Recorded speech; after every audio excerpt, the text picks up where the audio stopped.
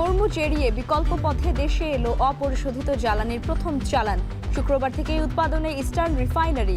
চট্টগ্রামে এলপিজি প্ল্যান্টের মজুদ 3 গুণ করা হবে জানালেন বিপিসি চেয়ারম্যান।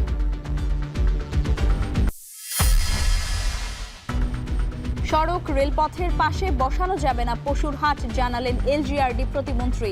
চাঁদাবাজি রোধে কঠোর সরকার। হাটে উঠতে শুরু করেছে কোরবানির পশু।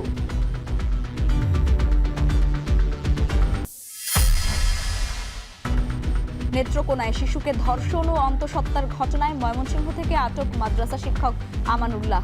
নারায়ণগঞ্জে যৌথ বাহিনীর মাদক বিরোধী অভিযানে আটক 13 বিপুল মাদকদ্রব্য উদ্ধার।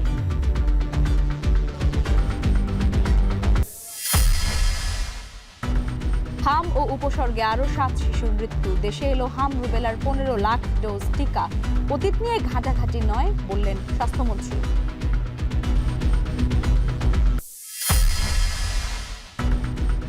মৌলভীবাজারে এখনো পানির নিচে হাওর ও নিম্নাঞ্চলের বোরো ধান। ক্ষতিগ্রস্ত কৃষক। দীর্ঘ জলাবদ্ধতার কবলে হিলির হাকিমপুর সরকারি ডিগ্রি কলেজ মাঠ।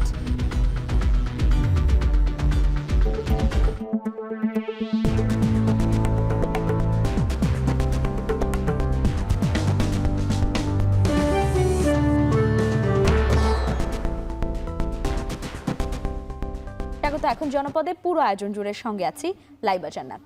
মধ্যপ্রাচ্যে যুদ্ধ শুরুর 2 মাস পর হরমুজ প্রণালী এড়িয়ে আজ বিকল্প পথে দেশে এলো অপরিশোধিত জ্বালানি তেলের প্রথম চালান। কাটলো ইস্টার্ন রিফাইনারির কাঁচামালের সংকট। উৎপাদন বন্ধের 27 দিন পর শুক্রবার ফের চালু হচ্ছে একমাত্র রাষ্ট্রীয় তেল শোধনাগারটি। চলতি মাসেই সংযুক্ত আরব আমিরাত ও সৌদি আরব থেকে আরও 2 লাখ টন অপরিশোধিত তেল আসার কথা রয়েছে। ফলে আগামী 3 মাস কাঁচামাল নিয়ে আর দুশ্চিন্তা নেই ইস্টার্ন রিফাইনারির। বিস্তারিত জানিয়েছেন হাজেরা শিউলি। ইরান যুদ্ধের পর গত 2 মাস ধরে হরমুজ প্রণালী বন্ধ থাকায় কোনো ক্রুড অয়েলের জাহাজ আসেনি দেশে। ফলে মজুদ থাকা ক্রুড দিয়ে কোনোভাবে প্রায় 1.5 মাস চললেও কাঁচামাল সংকটে গত 13 এপ্রিল চট্টগ্রামের পতেঙ্গায় স্থাপিত একমাত্র তেল শোধনাগার ইস্টার্ন রিফাইনারির মূল 2টি ইউনিট বন্ধ হয়ে যায়। অবশেষে এলো কাঙ্ক্ষিত ক্রুড অয়েলের চালান। 21 এপ্রিল সৌদি আরবের ইয়ারবু বন্দর থেকে যাত্রা করা 1 লাখ টন ক্রুড বোঝাই জাহাজ এমটি নিনেমিয়া দুপুরে কুতুবদিয়ায় নোঙর করেছে। হরমুজ বন্ধ থাকায় বিকল্প পথে লোহিত সাগর পাড়ি দিয়ে এসেছে জাহাজটি। মাদার ভেসেল থেকে প্রাথমিক পর্যায়ে 8 থেকে 10,000 টন তেল খালাসের পর রাতে ইস্টার্ন রিফাইনারিতে পৌঁছে দেবে লাইটারের জাহাজ। পুরো তেল খালাসের সময় লাগবে অন্তত 10 দিন। ক্রুড অয়েল আসায় কাঁচামাল নিয়ে ইস্টার্ন রিফাইনারি সংকট কাটলো। প্রাথমিকভাবে অন্তত 8 থেকে 10,000 টন তেল টাঙ্কিতে পাম্পিং করে প্লান্টে নেওয়া হবে।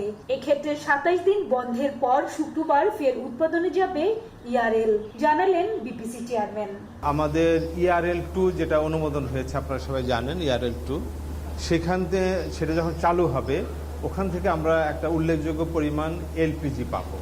তো আমরা আজকে এই নির্দেশনা দেওয়া হলো যে ওইটাকে সামনে রেখে তারা যেন ওইটার সাথে সামঞ্জস্যপূর্ণভাবে তাদেরও প্ল্যান্টে ওই ক্যাপাসিটি ডেভেলপ করবে, যেন ওই সময় যে এলপিজিটা প্রোডাকশন হবে সেই এলপিজিটা যেন বাজারজাত করতে ডিলে না হয়। আমাদের যে টাইমলাইন আমরা মেনটেন করি যে আমাদের এই 1 লক্ষ টন +-5,000 কার্গোটা খালাস করতে সর্বোচ্চ টাইম লিমিট দেওয়া থাকে 10 দিন। বিকজ 10 দিনের বেশি যদি আমরা মাদার ভেসেলকে আটকে রাখি তখন তার সার্টেন অ্যামাউন্ট অফ আমাদের ফরেন কারেন্সিতে ড্যামারেজ দিতে হয়। স্বস্তির খবর চলতি মে ও আগামী জুনে সংযুক্ত আরব আমিরাত ও সৌদি আরব থেকে হরমুজ এড়িয়ে বিকল্প পথেই আসবে 2 লাখ টনের আরো 2টি ক্রুড অয়েলের চালান।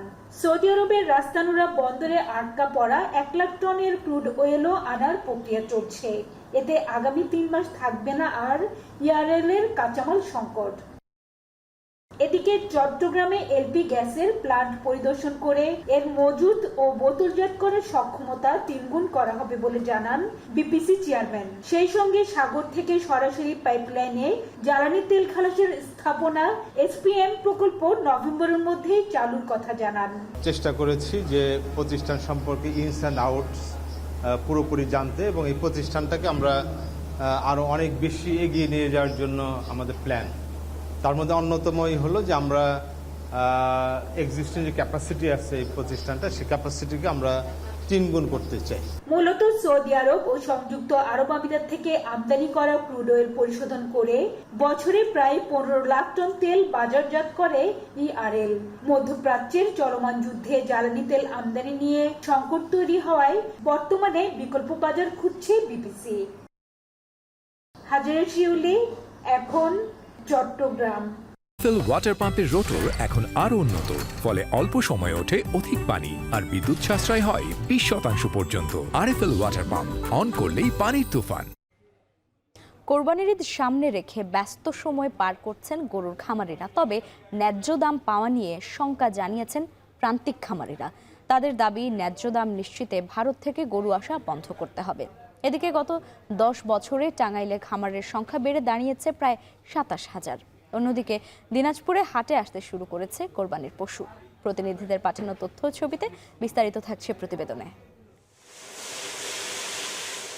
ঈদুল আজহার সামনে রেখে ব্যস্ত টাঙ্গাইলের খামারিরা। গেল বছরের তুলনায় এবছর খামারের সংখ্যা বেড়েছে। গত 10 বছরে জেলায় খামার 726 থেকে বেড়ে দাঁড়িয়েছে 26,759টিতে।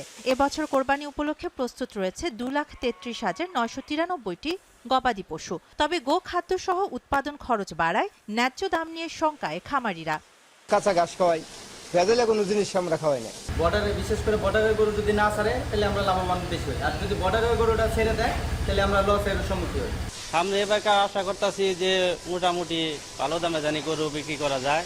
ইন্ডিয়ার গরু যদি না আসে তাহলে ভালো লাভের আশা করা যায়। এদিকে দেশেই পর্যাপ্ত গরু থাকায় বিদেশি গরু আমদানি নিরুৎসাহিত করেছেন জেলা প্রাণী সম্পদ কর্মকর্তারা। তারা জানান, ঈদে গরুর সুস্থতা নিশ্চিতে ফ্রি মেডিকেল ক্যাম্প করা হবে। পবিত্র ঈদুল আজহাকে সামনে রেখে প্রতিবারের মতো টাঙ্গাইলেও বিভিন্ন উপজেলায় খামারিরা তাদের গবাদি পশু লালন পালন করে আসছে এবং ঈদ উপলক্ষে তারা একটা ব্যাপক কর্মসূচি গ্রহণ করেছে। এই গবাদি পশুগুলো বিক্রি করে তারা লাভবান হবে। প্রায় 2,35,000 গবাদি পশু লালন পালন করা হচ্ছে। আমাদের চাহিদা এখানে ছিল প্রায় 1,95,000-এর মতো, অর্থাৎ আমরা প্রায় 39,000 গবাদি পশু উদ্বৃত্ত থাকবে। কোরবানি ঈদকে সামনে রেখে দিনাজপুরের পশুর হাটগুলোতে জমে উঠতে শুরু করেছে কেনাবেচা। জেলার বিভিন্ন হাটে ইতোমধ্যে উঠতে শুরু করেছে কোরবানির গরু, আর ক্রেতা বিক্রেতাদের উপস্থিতিতেও বাড়ছে চাঞ্চল্য। এবারের বাজারে 30,000 থেকে 65,000 এবং 90,000 টাকার মধ্যে গরুর চাহিদা তুলনামূলক বেশি বলে জানিয়েছেন বিক্রেতারা। সাধ্যের মধ্যে ভালো মানের পশু কেনার দিকে ঝুঁকছেন সাধারণ ক্রেতারা। কোরবানি গরু কিনতে আসছিলাম, 2টা নিছি, আরো বাকি দেখতেছি দাম এখানে একটু কম, তো যদি পাওয়া যায় তা আরো নেবো ইনশাআল্লাহ। মূল কারণ হচ্ছে বৃষ্টির কারণেই বাজারটা কম। ঈদ এগিয়ে এলে হাটে পশুর সংখ্যা এবং বেচাকেনা আরও বাড়বে বলে আশা করা হচ্ছে। আগামী কয়েকদিনে দিনাজপুরের পশুর হাটগুলো আরও জমজমাট হয়ে উঠবে বলে প্রত্যাশা সংশ্লিষ্টদের। শাহানা জাহান, এখন। কোরবানির পশুর হাটে এবার কোনো ধরনের চাঁদাবাজি হবে না বলে কঠোর ব্যবস্থা নেওয়া হবে বলে জানিয়েছেন স্থানীয় সরকার, পল্লী উন্নয়ন ও সমবায় প্রতিমন্ত্রী মীর শাহে আলম। সকালে গাবতলী পশুরহাট পরিদর্শন করেন পল্লী উন্নয়ন ও সমবায় প্রতিমন্ত্রী এবং ঢাকা উত্তর সিটি কর্পোরেশনের প্রশাসক। প্রতিমন্ত্রী জানান, পশু আনা নেয়ার পথে কোনো ধরনের চাঁদাবাজি হলে তাৎক্ষণিকভাবে কঠোর ব্যবস্থা নেওয়া হবে। সড়কে যেন কোনো ভোগান্তি না হয় সে বিষয়েও নজরদারি বাড়ানো হয়েছে বলে জানিয়েছেন তিনি। এছাড়া যাতে যানজট কমাতে রেললাইন বা প্রধান সড়কের পাশে পশুর হাট না বসানোর সিদ্ধান্ত নেওয়া হয় সরকারকে আহ্বান করেছেন। এখানে স্বাস্থ্য ক্যাম্প থাকবে, নকল টাকা যাতে কেউ ব্যবহার করতে না পারে এটা ব্যাংকের লোক মেশিন নিয়ে এখানে উপস্থিত থাকবে এবং পুলিশের আইন শৃঙ্খলা বাহিনীর পক্ষ থেকে অনেকগুলো ওয়াচ টাওয়ার থাকবে যাতে ক্রেতা বিক্রেতারা নির্বিঘ্নে পশু ক্রয় বিক্রয় করতে পারে এবং রাস্তায় যাতে কোনো যানজট না হয় এই বিষয়টি আমরা নিশ্চিত করার চেষ্টা করব। উত্তর এবং দক্ষিণ সিটি কর্পোরেশনের নির্ধারিত পশুর হাটের বাইরে নতুন করে যত্রতত্র কোনো হাট বসবে না। খুলনায় এক যুবককে 2 বার গুলি করে হত্যার চেষ্টার ঘটনায় এখনও থানায় কোনো মামলা হয়নি। এ ঘটনায় কাউকে গ্রেফতারও করতে পারেনি পুলিশ। খুলনার লবণচড়া পুলিশ জানায়, এই বিষয়ে মামলার প্রস্তুতি চলছে। এছাড়াও এই ঘটনার সাথে যারা জড়িত আছে তাদের বিরুদ্ধে তদন্তও চলছে। গুলিবিদ্ধ ব্যক্তির বিরুদ্ধেও বেশ কিছু মামলা রয়েছে বলে জানিয়েছে পুলিশ। এর আগে সোমবার মহানগরীর লবণচড়া থানার কোবা মসজিদ সংলগ্ন এলাকায় রাজু হাওলাদার নামে এক যুবককে লক্ষ্য করে গুলি করে দুর্বৃত্তরা। গুরুতর আহত অবস্থায় তাকে খুলনা মেডিকেল কলেজ হাসপাতালে নেওয়া হয়। পরে উন্নত চিকিৎসার জন্য সোমবার রাতেই তাকে ঢাকায় পাঠানোর সিদ্ধান্ত হয়। পথে রাত 12:30টার দিকে রূপসা উপজেলার কুদির বটতলা এলাকায় পৌঁছালে দুর্বৃত্তরা অ্যাম্বুলেন্স লক্ষ্য করে আবারও গুলি চালায়। পরে পার্শ্ববর্তী হাইওয়ে পুলিশের সহযোগিতায় অ্যাম্বুলেন্সটি ঢাকায় পাঠানো হয়।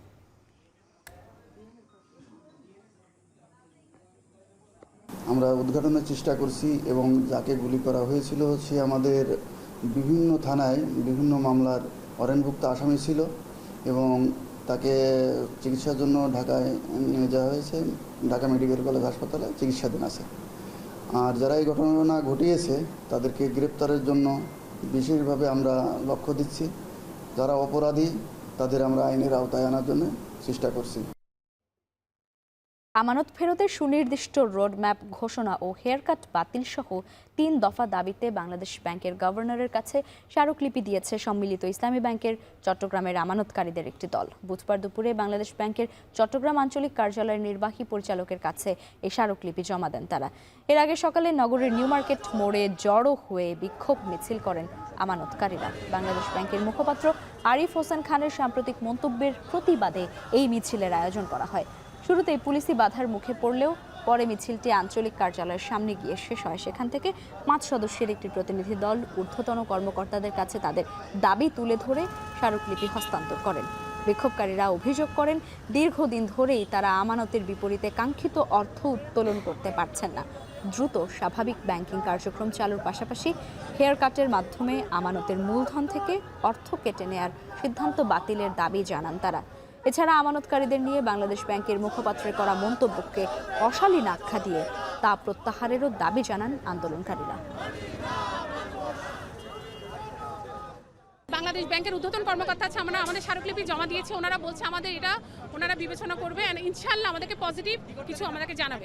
আমরা যাতে স্বাভাবিকভাবে ব্যাংকে লেনদেন করতে পারি সেই প্রক্রিয়াটা করার জন্য এবং হেয়ার কাট বাতিল করার জন্য, তাহলে আমাদের দাবি হয়ে গেলে আমরা আমাদের ঘরে ফিরে যাব।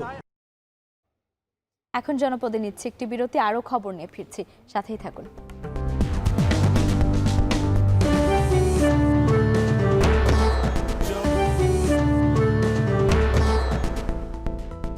ফিরে এলাম বিরতির পর, দেখছেন এখন জনপদে।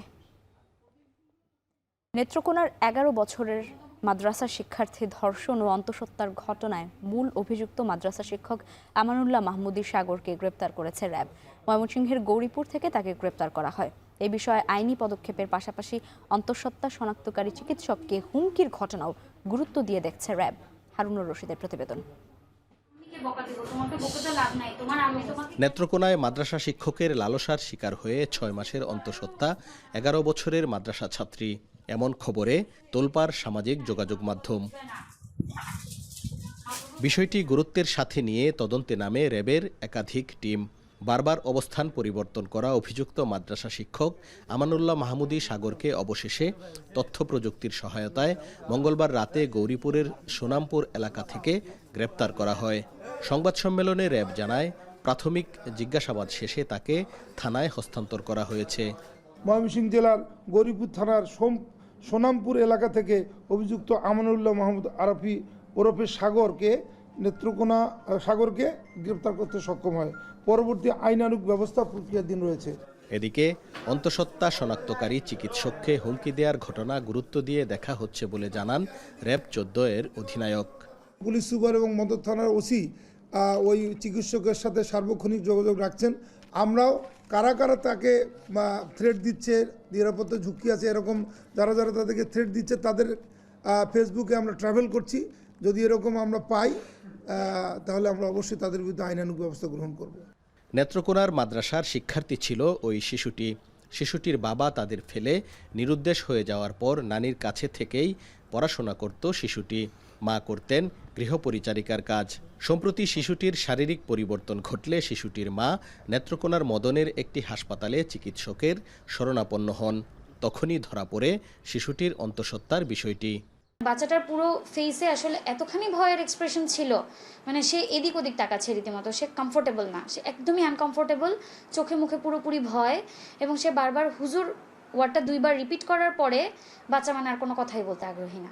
গত 23 এপ্রিল এ বিষয়ে নেত্রকোনার মদন থানায় মেয়েকে ধর্ষণের অভিযোগে মাদ্রাসা শিক্ষক সাগরের বিরুদ্ধে মামলা করেন ভুক্তভোগীর মা। এরপর থেকে মাদ্রাসায় তালা দিয়ে পলাতক ছিল অভিযুক্ত সাগর। হারুনুর রশিদ, এখন, ময়মনসিংহ। দেশের সবচেয়ে মজবুত আরএফএল ল্যাডার, যা 6061 গ্রেড অ্যালুমিনিয়ামে তৈরি। শক্তিশালী এমএস ক্রসবার নিশ্চিত করে সর্বোচ্চ নিরাপত্তা। RFL ladder.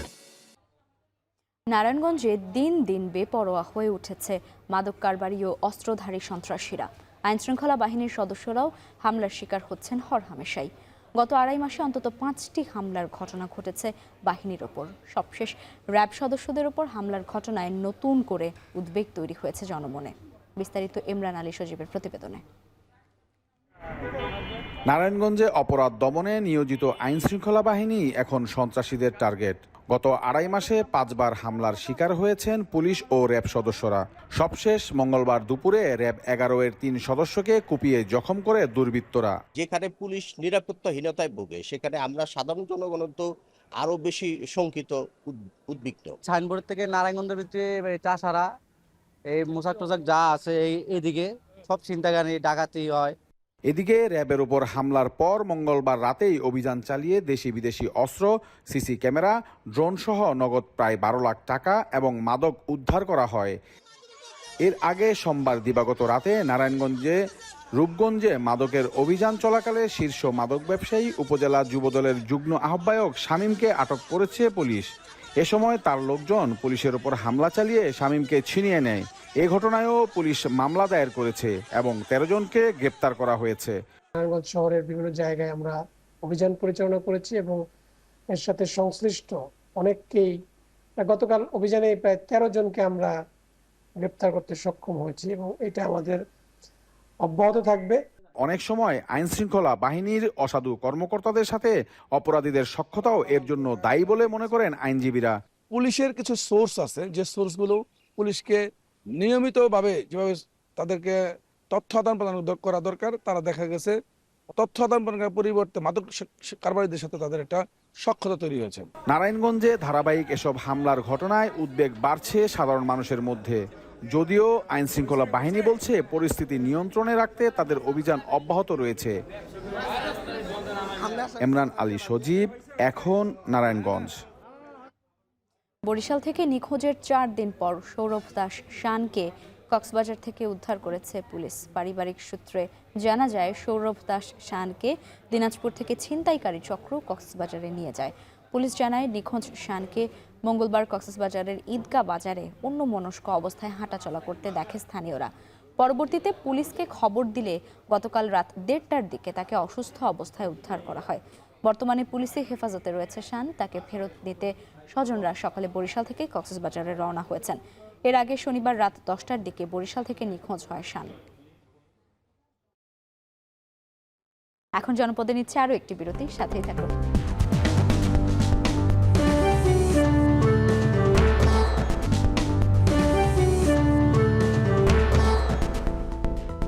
আবার স্বাগত, দেখছেন এখন জনপদে।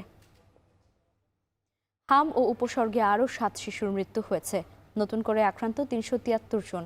নতুন রোগীর সংখ্যা কিছুটা কমলেও ভর্তি রোগীদের দরকার হচ্ছে দীর্ঘমেয়াদী চিকিৎসা। এদিকে হামের 15 লাখ ডোজ ও 90,000 টিটেনাস ভ্যাকসিনের চালান দেশে এসেছে। বুধবার 11:30টায় বিশেষ কার্গো বিমানে চালান আসে।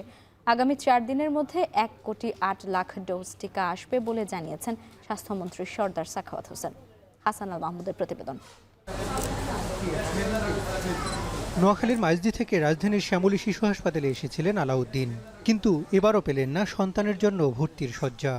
নোয়াখালী মা শিশুতে, তো ওখান থেকে আমাদেরকে এই ঢাকা মা শিশুতে আমাদেরকে স্থানান্তর করছে। এখানে এসে এখন বলতেছে ওরা আইসিইউ খালি নেই, এখানে আমাদেরকে অন্য জায়গায় দেওয়ার জন্য বলতেছে আর কি।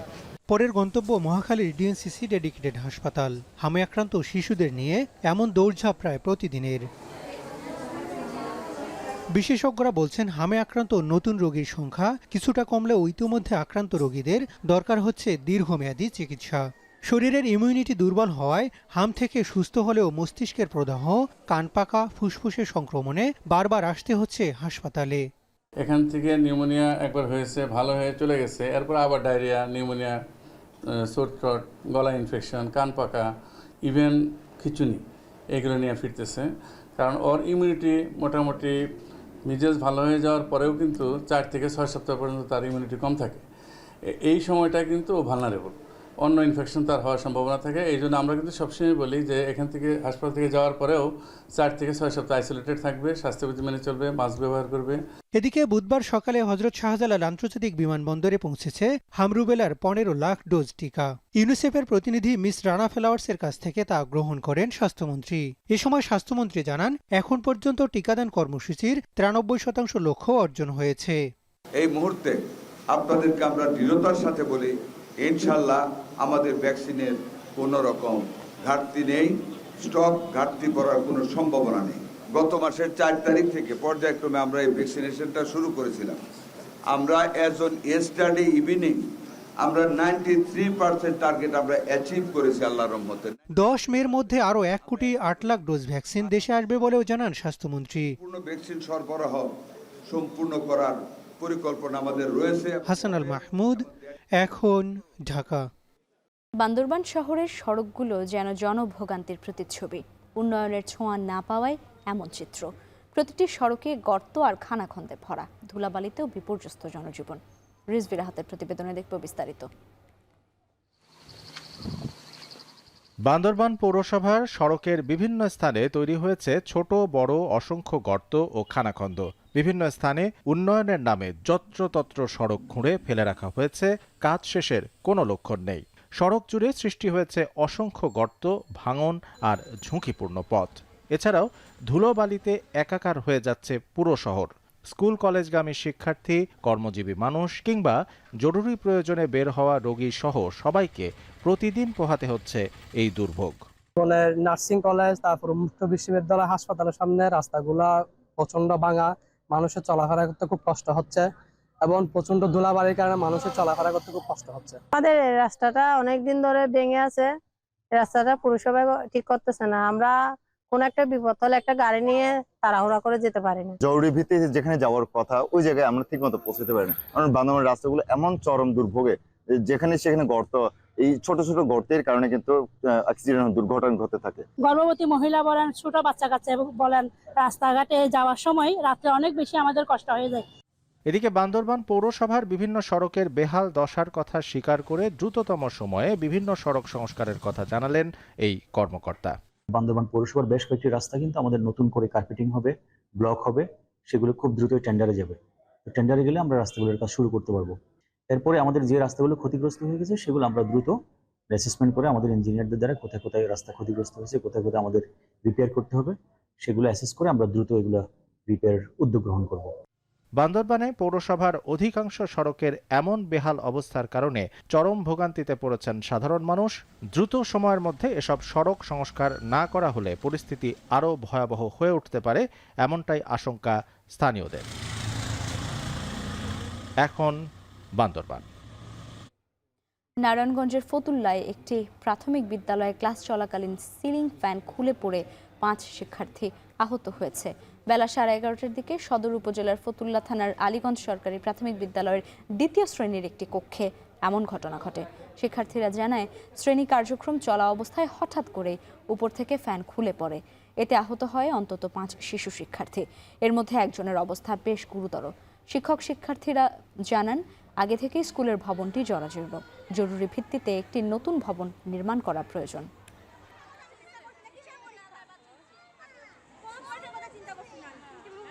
এখন ব্যথা পেয়েছে আমার 3-4 জন শিক্ষার্থী, একজন বেশি ব্যথা পেয়েছে, তার 5টা সেলাইও লেগেছে। ভবনটি একটি ঝুঁকিপূর্ণ ভবন। এই ভবনে কি করে ক্লাস চলে আমার বোধগম্য নয়।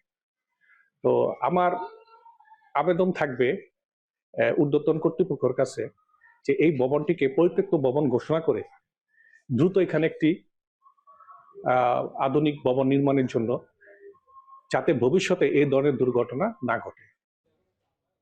সময় হলো আরও একটি বিরতির, সাথেই থাকুন।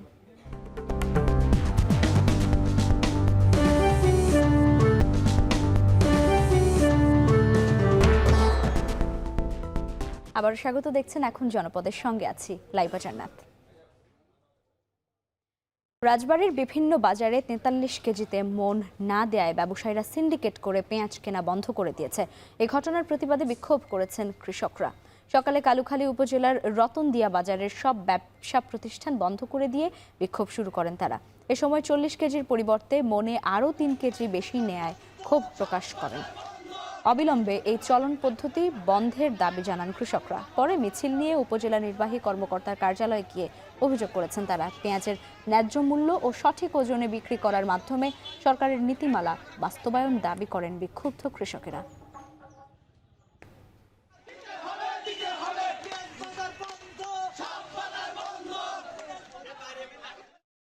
মৌলভীবাজারের হাওর ও নিম্নাঞ্চলে এখনও পানির নিচে রয়েছে বোরো ধান।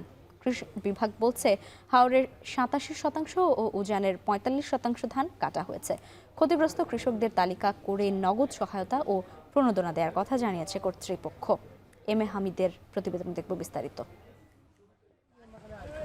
হাকালুকি, কাউয়াদিঘি, হাওর সহ নিম্নাঞ্চলের হাজার হাজার হেক্টর বোরো ধান পানিতে তলিয়ে গেছে। অনেক কৃষক ঋণ ও বর্গা নিয়ে চাষ করেছিলেন এই ফসল। এখন ঋণ আর মহাজনের দেনা শোধ করা নিয়ে দিশেহারা তারা। যে ধান কেটে মাঠে রাখা হয়েছিল সেগুলো রোদ না পাওয়ায় হাওরেই আবার অঙ্কুরিত হয়ে নষ্ট হচ্ছে, আর বস্তাবন্দি করা ধানও পানিতে ভিজে অকেজো হয়ে পড়েছে। এগুলো থেকে আসলে ধান উদ্ধার করা সম্ভব হবে না, কারণ সবগুলি থেকে ধান থেকে আবার চারা গজিয়েছে এবং সব ধান এখানে যেগুলি আমরা ঝাঁপ দিয়ে রেখেছিলাম সেগুলি একেবারে নষ্ট হয়ে গিয়েছে। আমাদের নিজেদের খাওয়ার জন্য ধানই এখন আমাদের পাওয়া খুব কষ্টকর হবে। সেখানে আসলে আমরা সরকারের কাছে বিক্রি করব বা পাইকারদের কাছে বিক্রি করব, এই অবস্থা কিন্তু নাই। হাওরে পানি বেশি থাকায় ও রাস্তাঘাট ভালো না থাকায় হারভেস্টার মেশিন ঢুকিয়ে কাটা যাচ্ছে না ধান। শ্রমিক সংকটের পাশাপাশি মজুরিও চড়া। তেলের দাম বৃদ্ধি ও নষ্ট হওয়া ধানগুলো আটকে বারবার মেশিন ক্ষতিগ্রস্ত হওয়াতে ধান মাড়াই করতে প্রয়োজন হচ্ছে অতিরিক্ত অর্থের। এমন অবস্থায় জীবন ধারণের প্রয়োজনীয় রসদ জোগাতেই হিমশিম খাচ্ছেন কৃষক। এগুলা ধানগুলা আছে অনেক তো পানির মুড়ে আসিল, নষ্ট হয়ে গেছে। তারপর পানির মুড়তে কৃষক ভাইরা তুলতে আছে। এরপরে তারপর আমরা মারা দিই, এগুলা আলার ভিতরে দিয়ে ঢুকে না, আমরা হাত পাথর একবারে চিল্লিয়া গেছে সপ্তাহ। গাড়ির বিষয় নিয়ে ওই যে ধান কাটার গাড়ি যদি থাকতো আজকে আমরা এই জায়গাটা ডুবে না। এরপরে রাস্তাঘাটের বিভিন্ন ধরনের সমস্যা। কৃষি অফিস বলছে কৃষকদের প্রণোদনা দিতে ও সহযোগিতা করতে ইতোমধ্যেই নেওয়া হয়েছে ব্যবস্থা। এখন শুধু জমির মালিককে ক্ষতিপূরণ না দিয়ে যারা সরাসরি বোরো আবাদের সাথে জড়িত ছিলেন তাদেরকেও ক্ষতিপূরণের আওতায় আনা হবে বলে জানালেন এই কৃষি কর্মকর্তা। শুনেছি 700-800 টাকা প্রতিটি লেবার দাবি করছে। আসলে এই সিজনের পিক সময়ে সাধারণত এরকম হয়েই থাকে। তো আমাদের তো কম্বাইন হারভেস্টার আছে, নন হাওরে আমাদের যে জমিগুলো আছে আমরা মনে করি যে আমরা কম্বাইন হারভেস্টার দিয়ে আমরা মেকআপ দিতে পারি। আমাদের 144টা নন কম্বাইন হারভেস্টার কিন্তু রানিং আছে, ভালো আছে। 144টা যথেষ্ট পরিমাণে আছে, কোনো অসুবিধা নেই। জেলায় ৬২,৪০০ হেক্টর জমিতে বোরো ধান আবাদ করা হয়েছিল। এর মধ্যে ৫,০৪২ হেক্টর জমির ধান পানিতে তলিয়ে নষ্ট হয়েছে। ক্ষতির পরিমাণ আরও বাড়তে পারে বলে আশঙ্কা সংশ্লিষ্টদের। এখন মৌলভীবাজার। উজানের ঢল আর বৃষ্টির পানিতে বছরের বেশিরভাগ সময় ডুবে থাকে হিলির হাকিমপুর সরকারি ডিগ্রি কলেজ মাঠ এবং আশেপাশের এলাকা। এতে চলাচল সহ খেলাধুলা থেকে বঞ্চিত শিক্ষার্থীরা। এই মাঠ থেকেই তৈরি হয়েছে জাতীয় ফুটবল দলের বেশ কিছু খেলোয়াড়। দীর্ঘদিন ধরে চলা এই সমস্যার দ্রুত স্থায়ী সমাধান চান তারা। হিলি থেকে সোহেল রানার পাঠানো প্রতিবেদন। বর্ষা মৌসুমে ভারতের উজানের পানি ও বৃষ্টির পানিতে বেশিরভাগ সময় ডুবে যায় হাকিমপুর সরকারি ডিগ্রি কলেজ মাঠ। আশপাশে বেশ কিছু বসতবাড়িও পানিবন্দী হয়ে পড়ে প্রতি বছর। কলেজের শ্রেণীকক্ষে পানি প্রবেশ করে ব্যাহত হয় পাঠদান। উপজেলায় উল্লেখযোগ্য তেমন খেলার মাঠ না থাকায় এ মাঠের উপর নির্ভরশীল কলেজের শিক্ষার্থী, স্থানীয় যুব সমাজ ও উপজেলা ক্রীড়া সংস্থা। এছাড়াও বিকেলে অবসর সময় শিশুদের বিনোদনের একমাত্র জায়গা এই মাঠটি। তবে পৌর কর্তৃপক্ষের অবহেলায় প্রতি বছর বেশিরভাগ সময় পানিতে ডুবে থাকায় ভোগান্তি বাড়ে দ্বিগুণ। দ্রুত পানি নিষ্কাশন ও মাটি ভরাট করে স্থায়ী সমাধানের মাধ্যমে খেলাধুলার উপযোগী করে তোলার দাবি স্থানীয়দের। ক্লাস নাই, ক্লাসের ফাঁকে সবাই এখানে বসে আড্ডা দিতাম, আমাদের খেলাধুলা চলতো, ফুটবল ম্যাচ হইতো, অনেক প্র্যাকটিস হইতো। পানি জমানোর কারণে আমরা বিকেলবেলা যে প্র্যাকটিস করি সেই প্র্যাকটিসটা করতে পারি না। সরকারের কাছে আমার বিনীত একটাই অনুরোধ যে পানি নিষ্কাশন করার ব্যবস্থাটা খুব দ্রুত করে। উপজেলা ক্রীড়া সংস্থার বেশ কিছু খেলোয়াড় এই মাঠে প্রশিক্ষণ নিয়ে জাতীয় ফুটবল দলে এখন নিয়মিত খেলছেন। তবে মাঠটি পানিতে ডুবে থাকায় অনুশীলন করাতে পারছেন না বলে জানান এই কর্মকর্তা। বছরে 6 মাসে প্রায় এই মাঠটা ডুবে থাকে। প্রশাসনের সুদৃষ্টি কামনা করব যাতে অতি দ্রুত এই কলেজ মাঠটি ভরাটের ব্যাপারে তারা পদক্ষেপ নেন। দ্রুত বিকল্প ড্রেন নির্মাণ ও মাটি ভরাটের মাধ্যমে মাটি উপযোগী করে তোলার আশ্বাস দেন এই কর্মকর্তা। ডিগ্রি যে পুকুরটা আছে এই পুকুরের কর্নার থেকে শুরু করে ওই সাইড দিয়ে একবারে 4 মাথা মেইন ড্রেন পর্যন্ত আমরা এই পানিটা নিষ্কাশন করার জন্য একটা ড্রেন স্কিম হাতে নিয়েছি এবং এই ড্রেনটি অনুমোদনের জন্য আমরা প্রকল্প আইওটিভি প্রকল্পে পাঠাইছি। যে খেলার মাঠটি থেকে জাতীয় ফুটবল দলের খেলোয়াড় তৈরি হয় সেই মাঠটি বছরের বেশিরভাগ সময় এমন পানিতে ডুবে থাকে। পৌর কর্তৃপক্ষের অবহেলায় প্রতি বছর এমন পরিস্থিতি তৈরি হলেও সমাধান না মেলায় ক্ষোভ শিক্ষার্থী, অভিভাবক ও স্থানীয়দের মাঝে। দ্রুত এই কলেজ মাঠের পানি নিষ্কাশন করে মাঠটি খেলার উপযোগী করবে সরকার, এমন প্রত্যাশা সবার। সোহেল রানা, এখন হিলি। বরগুনার পরিবেশ কর্মী ও ফটো সাংবাদিক আরিফ হোসেনকে হুমকির প্রতিবাদে মানববন্ধন করেছেন গণমাধ্যম কর্মীরা। দুপুরে বরগুনা সদরঘাট মসজিদ মার্কেট চত্বরে এই মানববন্ধন কর্মসূচি পালিত হয়। এতে বরগুনা সাংবাদিক ইউনিয়ন এবং ধরিত্রী রক্ষায় আমরা সংগঠনের নেতাকর্মীরা অংশ নেন। এ সময় বরগুনার তালতলী উপজেলার নিদ্রা সৈকতে সংরক্ষিত বনের মধ্যে অবৈধভাবে রাস্তা ও পাকা স্থাপনা নির্মাণের প্রতিবাদ করায় তার বিরুদ্ধে একটি পক্ষ নানা ধরনের হুমকি দেয়া হচ্ছে বলে অভিযোগ করেন বক্তারা।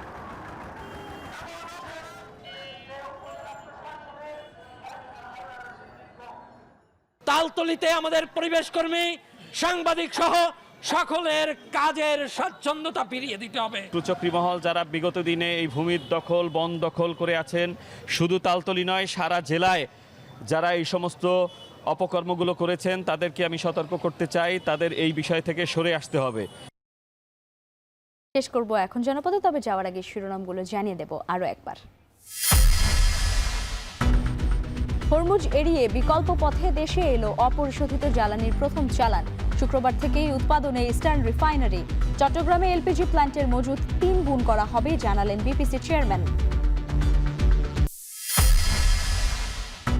সড়ক রেলপথের পাশে বসানো যাবে না পশুর হাট জানালেন এলজিআরডি প্রতিমন্ত্রী। চাঁদাবাজি রোধে কঠোর সরকার।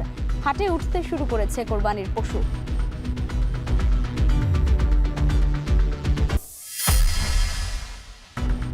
নেত্রকোনায় শিশুকে ধর্ষণ ও অন্তঃসত্ত্বার ঘটনায় ময়মনসিংহ থেকে আটক মাদ্রাসা শিক্ষক আমানুল্লাহ। নারায়ণগঞ্জে যৌথ বাহিনীর মাদক বিরোধী অভিযানে আটক 13 বিপুল মাদক দ্রব্য উদ্ধার।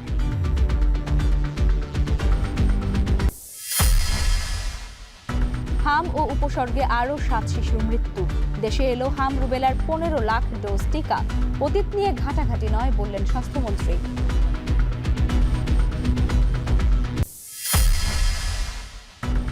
মৌলভীবাজারে এখনও পানির নিচে হাওর ও নিম্নাঞ্চলের বোরো ধান। ক্ষতিগ্রস্ত কৃষক। দীর্ঘ জলাবদ্ধতার কবলে কিলির হাকিমপুর সরকারি ডিগ্রি কলেজ মাঠ।